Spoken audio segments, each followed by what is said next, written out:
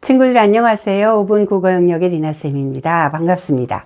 오늘은 통시적이라는 단어를 살펴보도록 하겠습니다. 비문학의 글의 전개 방식, 정태적, 동태적 방식과 함께 대체로 한 문제 안에서 함께 출제되는 단어가 통시적이라는 단어였습니다. 그래서 오늘 통시적을 함께 생각해 보도록 하겠습니다. 자, 통시적이라는 단어의 뜻은 시간의 경과에 따라서 나타나는 사물의 변화와 관련되는 것이에요. 그것이 통시적의 뜻입니다. 그러니까 통시적이라는 단어에서 중요한 것은 시간의 경과가 나타났으며 그 안에서 변화가 드러난다는 것이죠. 그것이 통시적의 특징입니다. 그렇다면 우리 친구들이 그럼 동태적 방식의 서사, 과정과도 관련이 있네? 맞습니다. 서사, 과정과 통시적이라는 것은 시간의 경과, 시간의 흐름이라는 한 테두리 안에 들어 있습니다. 예를 들어서 앞에 단락에서 20세기의 인터넷 문화, 그 바로 뒤에 단락에서 21세기의 인터넷 문화에 대해서 썼을 때에 그것은 통시적인 서술이 되죠. 그렇게 통시적인 서술이 되었을 때 앞에 단락과 뒤에 단락의 내용상 관계가 과정이 될 수 있습니다. 그렇기 때문에 국어 영역 문항에서는 가끔 어떠어떠한 과정이 통시적으로 나타나 있다. 이런 문항이 나오기도 합니다. 그래서 통시적이라는 말은 과정과 관련이 있습니다.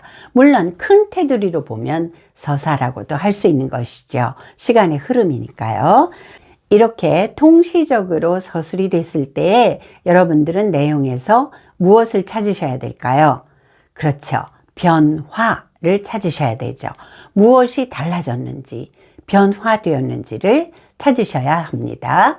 달라진 것이 있을 테고 없어진 것이 생길 수도 있고 있었던 것이 사라질 수도 있고 여러 가지가 있죠. 어쨌든 통시적인 서술이 되어 있을 때 어떻게 변했는가, 무엇이 변했는가 하는 것을 확인하는 것이 내용에서 중요하겠습니다. 공시적이라는 단어를 덧붙여서 생각해 보도록 하겠습니다. 통시적이 시간의 경과에 따른 변화를 살펴보는 것이라면 공시적이라는 단어의 뜻은 하나의 시대를 중심으로 살펴보는 것입니다. 그러니까 통시적과 공시적의 가장 큰 차이점은 통시적이라는 것은 시간의 경과가 나타나 있고 공시적은 시간의 경과가 나타나 있지 않고 하나의 시대, 같은 시기를 중심으로 관찰하는 것, 이렇게 생각하시면 되겠습니다. 이 통시적, 공시적이라는 것은 관점의 차이라고 합니다.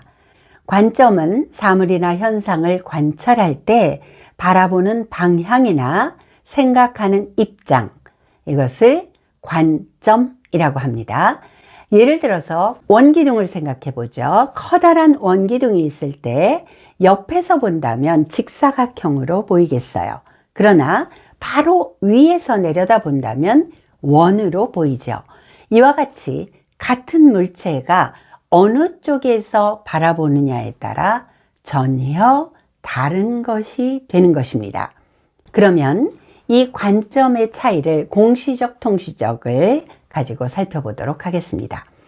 자, 언어는 사회성이 있고 역사성이 있습니다. 이것이 언어의 특징 두 가지죠. 사회성이라는 것은 한 시대의 사람들의 약속이다. 언어는 약속이다.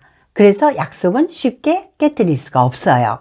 그런데 역사성이라는 것은 언어가 여러 시대를 거쳐오면서 결국은 변화될 수밖에 없다.